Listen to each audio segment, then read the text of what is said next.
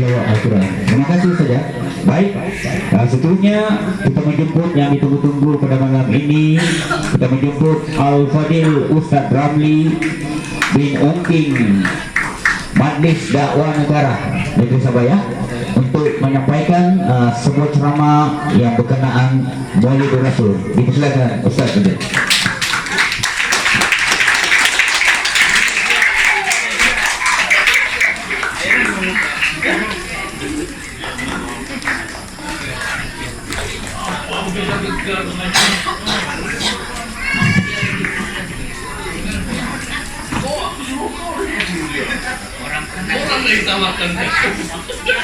Assalamualaikum warahmatullahi ta'ala wabarakatuh.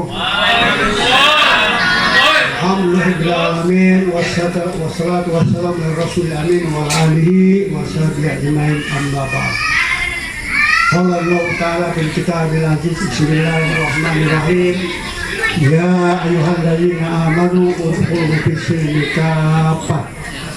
Asyhadu an la ilaha illallah wahdahu la syarika lah wa asyhadu anna Muhammadan abduhu wa rasuluh. Yang berusaha pengurusi majlis kita pada malam ini sudah Abdul Abdullah, dan yang berusaha yang berbahagia Saudara Wahmin Benjati, Ketua Kampung Bandulan, merangkap pengurusi ahli jabatan kuasa Masjid Raudah Kampung Bandulan, dan juga yang dikasih akhiruna Saudara Abdurrahim bin Abdurrahim, pengurusi GPKT Kampung Bandulan yang baru, dan juga kita semua barisan kepimpinan ahli jabatan kuasa Masjid Raudah Kampung Bandulan, dan juga semua ahli jabatan kuasa adat istiadat GPKT, dan tidak lupa juga kepada semua ahli jabatan kuasa KRT Kampung Bandulan, dan Saudara Cibu Rusli juga selaku Ketua Pengurusi Masjid Raudah Kampung Bandulan, dan tidak lupa juga kita punya mantan yang ada di belakang itu. Nanti sekarang teman-teman pun nampak muka ada, nanti saya sebut satu persatu. Dan tidak lupa juga kita punya mantan CEO N12 Kerumunan, pun ada di sini. Dan tuan-tuan dan puan-puan, adik-adik yang dikasih sekalian, alhamdulillah, mari kita banyak bersyukuran kehadirat Allah Subhanahu wa taala. Pada malam ini dapat kita sama-sama hadir di Dewan cantik Masjid Raudah Kampung Bandulan, dan sama-sama kita merayakan keputraan, kelahiran ataupun Maulid Rasul sallallahu alaihi wasallam, yang pada hari dan keesokan harinya seluruh dunia yang bermadzhab Ahli Sunnah wal Jamaah mereka mengadakan sambutan Maulid Rasul sallallahu alaihi wasallam. Pertama-tama sekali mengucapkan kesyukuran kepada Allah Subhanahu wa taala. Moga-moga pertemuan kita di majelis ini akan menguatkan lagi silaturahim di antara kita, akan memperkukuh lagi kasih dan sayang di antara kita, dan seterusnya dapat kita semua menjadi umat Rasulullah SAW di akhir zaman, yang nanti kita semua ini akan mendapat rekomendasi dari Rasulullah SAW untuk masuk ke surga nanti, insya Allah. Selawat dan salam ke atas baginda Rasulullah SAW yang kita rayakan pada malam ini kelahirannya. Moga-moga kita semua yang hidup yang ketika ini sama-sama dapat untuk meneruskan perjuangan Rasulullah SAW, sama ada meneruskan perjuangannya dalam diri kita sendiri, dalam keluarga kita, kampung kita, daerah kita, bagian kita, negara kita, dan alam sejagat ini, insya Allah. Jadi tuan-tuan dan perempuan yang dikasih sekalian, masa yang diberikan kepada saya adalah masa yang limited 40 menit saja, tapi walau macam mana pun tidak apa.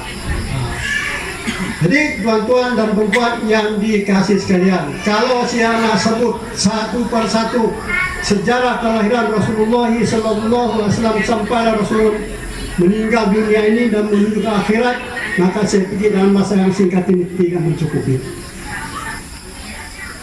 Apa yang penting saya rasa ialah selain kita mengingati kelahiran Rasulullah Sallallahu Alaihi Wasallam, saya nak tanya nih, berapa umur Rasulullah sekiranya begini Rasulullah Sallallahu Alaihi Wasallam itu masih hidup hingga sekarang? Saya belum tahu. Kalau ada hadiah di sini menanti. Jadi Rasulullah Sallallahu Alaihi Wasallam umurnya ketika ini kalau dia masih hidup ialah 1497 tahun. Kalau 1444 itu tahun hijrah, yaitu hijrah Rasulullah Sallallahu Alaihi Wasallam ketika baginda berumur 53 tahun. Jadi bermakna kalau Rasulullah Sallallahu Alaihi Wasallam masih bersama-sama kita, baginda berumur 1409 tahun. Jadi Rasulullah Sallallahu Alaihi Wasallam dilahirkan pada bulan April 571 Masehi. 571 Masehi artinya 500 tahun. Kata orang Sabah alatan dengan Nabi Isa alaihi salam. Ketika sekitar 500 ini tuan-tuan sekalian, disinilah kehidupan manusia dinamakan zaman jahiliyah. Tidak kenal dengan Allah Subhanahu wa taala. Mereka menyembah macam-macam Tuhan. Ada bertuhan dengan api, ada bertuhan dengan berhala, dan tidak kurang jauh bertuhan dengan manusia. Contohnya tuan dan puan sekalian, ketika Rasulullah Sallallahu Alaihi Wasallam lahir di dunia ini ada dua perkara yang berlaku. Yang pertama ialah terpadamnya api sembahan orang-orang Majusi di Iran. Bila terpadam mereka pun terkejut, kenapa api ini terpadam? Yang sehingga ke hari ini tidak pernah terpadam, tapi hari ini kenapa terpadam? Ada seorang hamba Allah yang bahasa bernamanya Salman Al-Farsi. Ketika api terpadam, beliau pun mengatakan ada seorang mungkin yang luar biasa. Sebab itu kalau kita melihat sejarah Salman Al-Farsi, beliau telah mengembara mencari Rasulullah Sallallahu Alaihi Wasallam sampai ke Madinah. Dan kalau ketua perjuangan Salman Al-Farsi, beliaulah yang memberi idea kepada Rasulullah Sallallahu Alaihi Wasallam membuat parit ketika orang-orang Quraisy daripada Makkah untuk menyerang Madinah. Jadi tuan-tuan dan puan sekalian, kita nak tinggal sejarah Rasulullah secara singkat ya. Jadi Rasulullah Sallallahu Alaihi Wasallam ini dia telah menyampaikan Islam selama 23 tahun. Dia diangkat menjadi Nabi dan Rasul berumur 40 tahun. Dia menyebar agama di Makkah selama 13 tahun, menanamkan tauhid kepada sahabat-sahabat dan orang Islam ketika itu. Dan bila Rasulullah Sallallahu Alaihi Wasallam berhijrah ke Madinah, di Madinah Rasulullah Sallallahu Alaihi Wasallam memperjuangkan Islam 10 tahun. Jadi bermakna 13 tahun. Dan 13 tahun juga lah Al-Quran itu diturunkan yang menjadi panduan hidup kita di dunia dan di akhirat. Jadi para hadirin sekalian, Rasulullah Sallallahu Alaihi Wasallam telah pun meninggalkan kita. Artinya dia tidak ada lagi di dunia sekarang. Yang hidup hanyalah umat Rasulullah Sallallahu Alaihi Wasallam. Jadi yang saya pikir yang penting sekali di sini ialah apabila Rasulullah Sallallahu Alaihi Wasallam meninggalkan dunia ini, ada wasiatnya yang amat penting. Wasiat baginda bukan wasiat untuk mewarisi harta. Wasiat Rasulullah Sallallahu Alaihi Wasallam bukan mewarisi pangkat, dan wasiat Rasulullah Sallallahu Alaihi Wasallam itu bukan berbentuk keduniaan. Tapi wasiat Rasulullah Sallallahu Alaihi Wasallam dalam hadisnya yang bermaksud, sabda baginda dalam bahasa Melayu, aku tinggalkan kamu dua perkara, yang mana kalau kamu berpegang teguh dengan dua perkara ini, kamu tidak akan sesat selama kamu hidup di dunia dan sampai ke akhirat. Apa dua perkara itu teman-teman sekalian?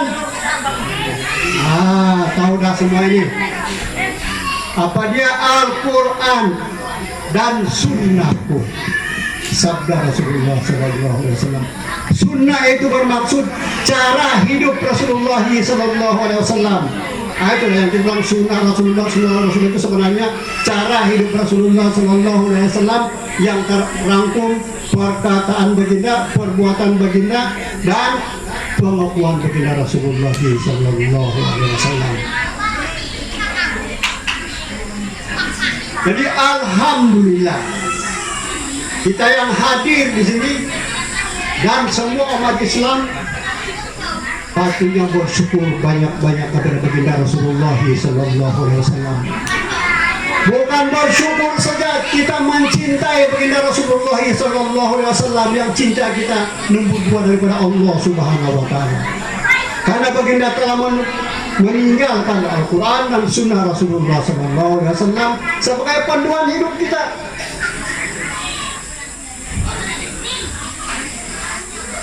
Rasulullah ada beritahu, kalau kamu berpegang dengan Al-Quran dan Sunnahku, kamu tidak akan sesat di dunia selama-lamanya. Artinya kalau kita ikut Al-Quran dan Sunnah Rasulullah SAW itu ajaran Islam itu, tentunya kita menjadi orang yang semua yang cemerlang, yang luar biasa di dalam Islam. Tetapi persoalan teman-teman sekalian, kenapa dan mengapa? Persoalannya di sini teman-teman sekalian, kenapa dan mengapa? Ada Al-Quran yang Rasulullah tinggalkan, dan ada cara hidup Rasulullah SAW tinggalkan. Ada ajaran, maksudnya ada ajaran Islam itu yang ditinggalkan oleh Rasulullah SAW, yang mana diakui kalau kita benar-benar mengamalkan cara hidup Islam itu, maka akan kita mendapat kebahagiaan di dunia. Akan kita menjadi umat Islam yang bersatu padu. Akan kita menjadi umat Islam yang berkasih sayang di antara kita. Kita hidup aman, harmoni. Tetapi kenapa tidak terjadi? Kadang-kadang, ini kadang-kadang, kadang-kadang, bukan ini kadang-kadang, ada selalu terjadi. Di waktu sembahyang kita mengaku Allah Subhanahu Wa Taala. Di waktu sembahyang baik kita punya akhlak. Di luar sembahyang juga oleh Tuhan kita mengumpat sini kan tidak melanggar dengan hukum hakam Allah Subhanahu Wa Taala. Jadi garis panduan yang dibagi pada ulama, saya sampaikan di sini. Ini adalah perkara yang penting supaya kita dapat mengamalkan apa yang diusulkan baginda Rasulullah SAW. Jadi sahabat-sahabat umat Islam itu sendiri tidak mampu mengamalkan Islam itu secara keseluruhan, dapat pun kadang-kadang dan kadang-kadang disebabkan ialah satu perkara yang tidak ada pada umat Islam itu sendiri. Perkara ini setiap kali hari Jumat diperkatakan, dibagi tahu para jamaah setiap Jumat 2 kali. Dibaca di dalam khutbah Jumat, yang mana kalau ini tidak dibaca dalam khutbah Jumat yang pertama, yang kedua tak sah kita punya khutbah Jumat dan tak sah kita punya sembahyang Jumat. Apa dia tuan-tuan sekalian? Inilah sebenarnya rahasia kekuatan Islam. Inilah sebenarnya rahasia pertolongan Allah Subhanahu Wa Taala kepada kita. Inilah rahasianya umat itu hidup aman di dunia, bahagia di dunia, maju di dunia, berkasih sayang di dunia. Apa dia tuan-tuan sekalian? Itulah sifat takwa, orang yang muttaqin. Di dalam khutbah Jumat awal pertama dia baca, wahai para jamaah sekalian, aku berpesan pada diriku sendiri dan tuan-tuan jamaah Jumat yang dikasihi oleh Allah Subhanahu Wa Taala, marilah kita bertakwa kepada Allah Subhanahu wa taala dengan arti kata melaksanakan segala perintah Allah Subhanahu wa taala dan meninggalkan segala larangan Allah Subhanahu wa taala. 4 kali dalam 1 bulan kita diperingatkan. Kalau umur kita macam umur saya sekarang, umur saya 36 tahun. Umur saya sekarang 36 tahun sudah pun pincin. Bayangkan berapa kali diperingatkan takwa itu di bulan di sembahyang Jumat saja. Oke. Jadi tuan-tuan dan bapak sekalian, syarat kita ini menjadi umat Islam yang cemerlang, yang gemilang, yang unggul, ialah mestilah kita menjadi orang yang bertakwa di sisi Allah Subhanahu wa taala. Dan inilah janji Allah Subhanahu wa taala. Kalau nak tuan buka Al-Quran, lebih dari 200 ayat yang memperjelaskan tentang takwa. Kita ambil sebagai bukti. Allah Subhanahu wa taala berfirman, "Wallahu waliyul muttaqin." Dan Allah itu adalah pembantu kepada orang-orang yang bertakwa. Syaratnya bertakwa. Dalam ayat lain Allah Subhanahu wa taala berfirman, "Wa may yattaqillah yaj'alhu makhraja wa yarzuqhu min haitsu la yahtasib."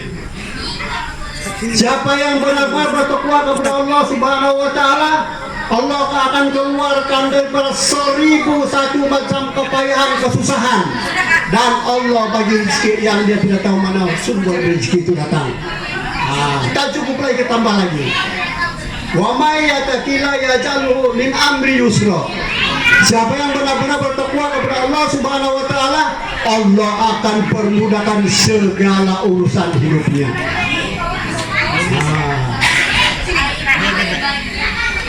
Di dalam ayat lain lagi Allah Subhanahu wa taala berfirman, Bismillahirrahmanirrahim. Inna akramakum indallahi atqakum. Semulia-mulia di antara kamu di sisi Allah Subhanahu wa taala yang kamu ialah orang di antara kamu yang bertakwa kepada Allah Subhanahu wa taala.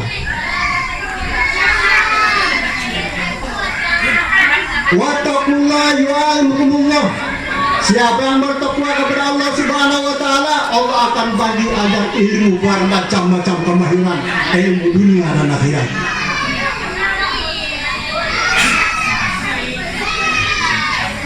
Wattaqullaha la'allakum tuflihun. Bertakwalah kamu kepada Allah, mudah-mudahan kamu mendapat kemenangan. Dan Rasulullah sallallahu alaihi wasallam memperingatkan kita. Apa sabda Rasulullah sallallahu alaihi wasallam? Wattaqullaha aina ma kunta. Bertakwalah kamu kepada Allah di mana saja kamu berada. Jadi tuan-tuan dan bapak sekalian, inilah rahasia kita menjadi umat Islam yang luar biasa. Umat Islam yang cemerlang, umat Islam yang berjaya di dunia dan akhirat, selamat di dunia dan akhirat, dan mendapat pertemuan seperti mana yang saya baca Al-Quran tadi yang menjadi panduan kepada kita. Jadi yang masalah kita sekarang, macam mana kita menjadi orang bertakwa? Apa jalan-jalan kita menjadi orang bertakwa? Adakah cukup dengan sembahyang saja? Adakah cukup dengan puasa saja? Adakah cukup kita bersedekah saja? Adakah cukup kita bergaul dengan cara yang baik? Itu adalah sebahagiannya. Jadi pada malam ini sempena kita memperingati baginda Rasulullah sallallahu alaihi wasallam, kita akan bongkar rahasia macam mana kita mendapat sifat takwa di sisi Allah Subhanahu wa taala.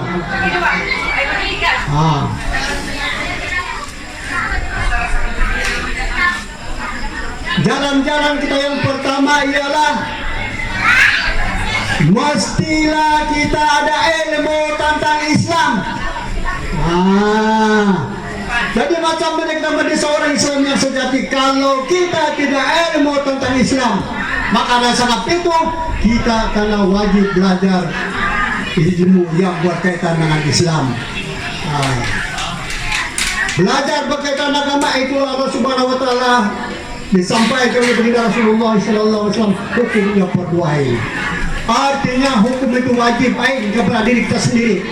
Kalau kita tidak belajar agama Allah Subhanahu wa taala, ajaran Islam ini, kita sendiri yang berdosa di hadapan Allah Subhanahu wa taala, tidak ditanggung oleh orang lain. Nah. Jadi yang pertama mesti kita ada ilmu tentang Islam. Nah, kalau sedangkan ini kalau tidak ilmu kita ini pun kita tidak boleh buat, tidak boleh pakai ini kan. Itu pentingnya ilmu. Jadi kalau kita ada ilmu tentang Islam, kita jadi bertakwa, jangan takut. Allah akan bagi kita ilmu, Allah akan bagi kita kemudahan, Allah akan bagi kita segala-galanya. Nah. Dan bila kita ada ilmu tentang Islam, apa yang kita buat? Mestilah beramal dengan ilmu yang kita paham. Kalau kita dipaham wajib, kita buat. Kalau kita paham diharam, kita tinggalkan. Artinya kita beramal. Bila kita beramal tidak cukup, ada lagi satu, mesti kita istiqomah, terus menerus. Contohnya, sembahyang 5 waktu, terus sembahyang 5 waktu, jangan tinggal. Minta maaf, minta ampun. Lebih-lebih kalau sembahyang sekali dia seminggu, macam mana menjadi orang bertakwa. Kuah adalah. Jadi mesti kita istiqomah.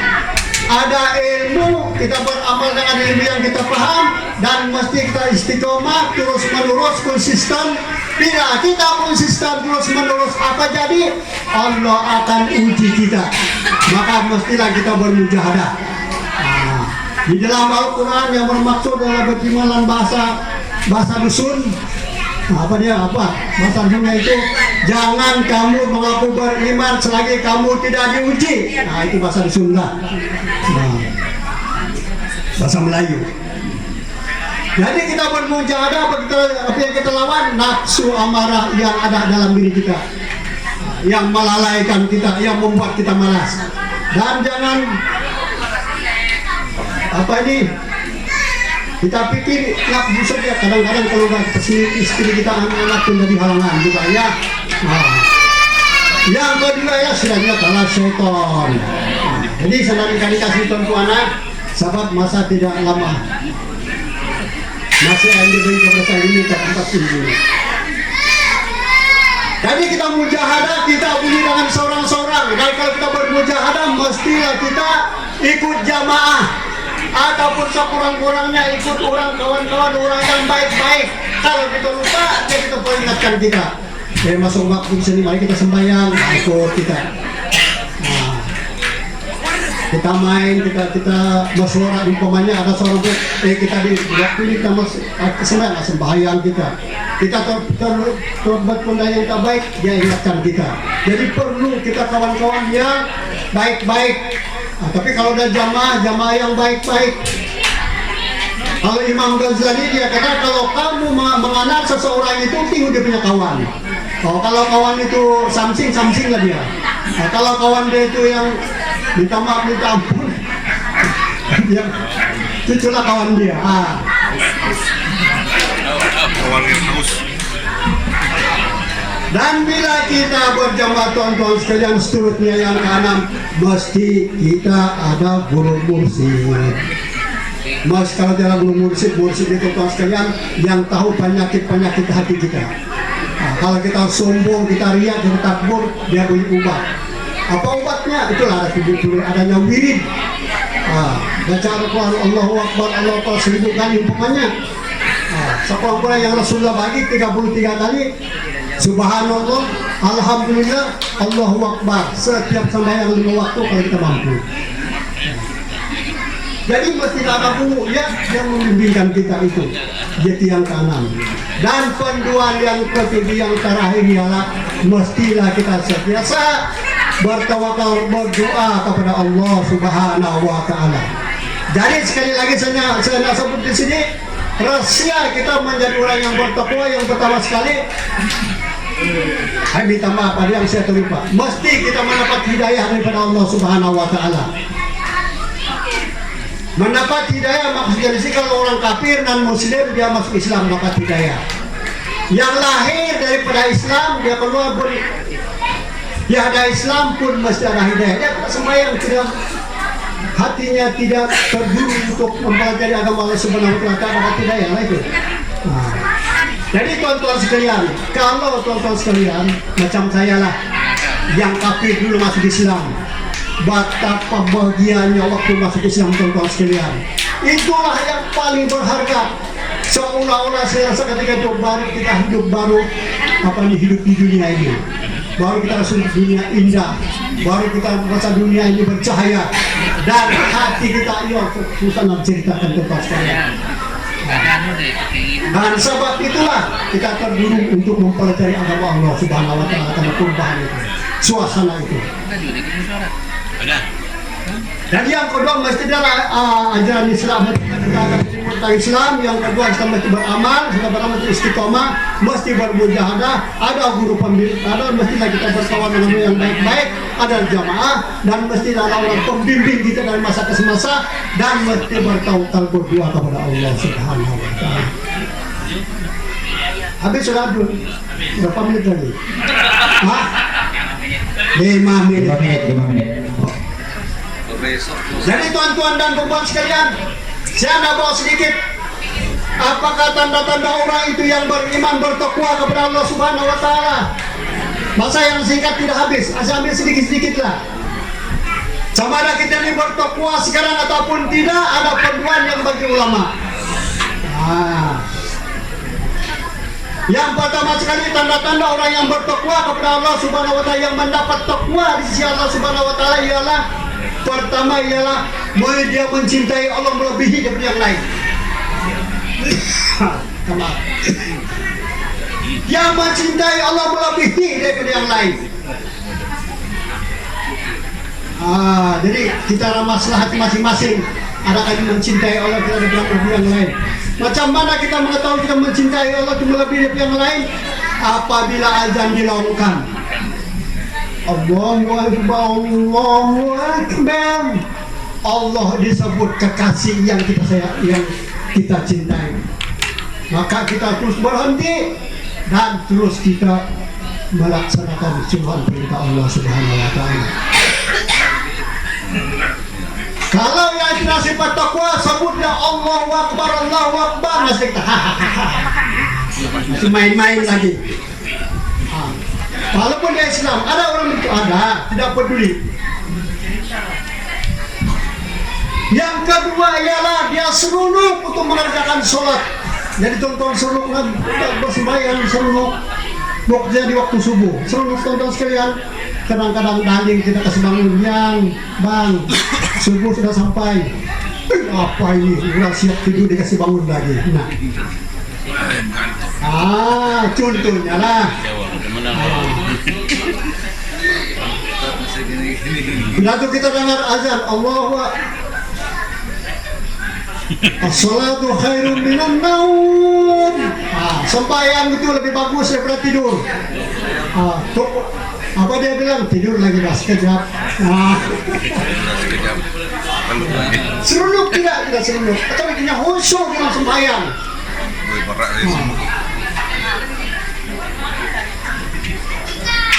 Dan seterusnya rindu pada mati. Ada tuan-tuan rindu pada mati? Wah, sabut dia mati dulu, dia angkat semija setalam. Bila kerungan dia mati ya oleh Tuhanku. Dia berziarah pun tidak mau.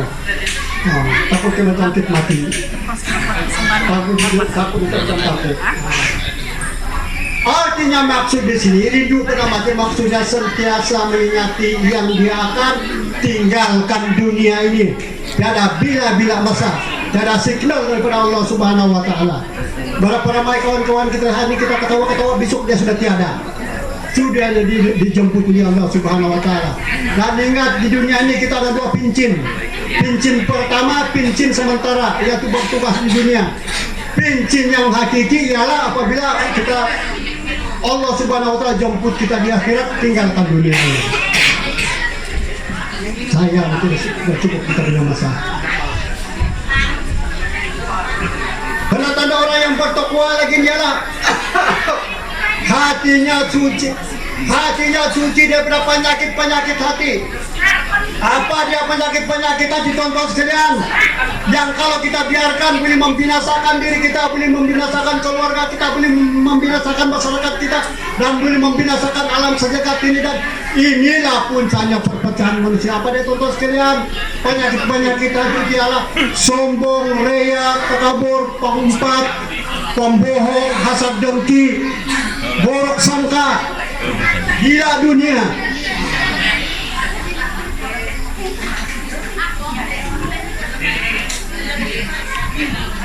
Dan nampaknya kita punya misi pun kita timbai di sana, nampaknya dia tinggal masa sampai, dan kita dah sambung pada yang saya dah sebut di sini ialah mari dia kasih sayang sesama seagama. Kalau jumpa kawan-kawan semua, assalamualaikum. Kalau tinggal kita jumpa, ayo macam 7 tahun. Jumpa Allah, assalamualaikum. Kasih sayang terjadi dia dari orang yang bertekor gitu. Nah kalau kita pergi rumah aja, rumahnya seumpama masjid, ya. Jadi oleh karena masa sampai, itu diantaranya tanda-tanda orang yang telah memiliki sifat takwa di sisi Allah Subhanahu Wa Taala. Berakhlak mulia, akhlak termasuk anak Allah, akhlak sesama manusia. Jadi tuan-tuan dan puan sekalian, sempana kita memperingati kelahiran baginda Rasulullah Sallallahu Alaihi Wasallam, maka marilah kita sama-sama mencontohi cara hidup Rasulullah Sallallahu Alaihi Wasallam. Quran dan Sunnah adalah wasiat Rasulullah Sallallahu Alaihi Wasallam. Quran dan juga Sunnah dasar hidupnya umat Islam. Ya. Apa lagi? Tidak boleh kita bernasib masalah sudah sampai. Oke. Jadi insya Allah mudah-mudahan apa yang saya telah sampaikan tadi yang telah kabur ada manfaatnya dan yang tidak baiknya daripada kelemahan dia sendiri. Ampun maaf. Sekian. Assalamualaikum warahmatullahi wabarakatuh.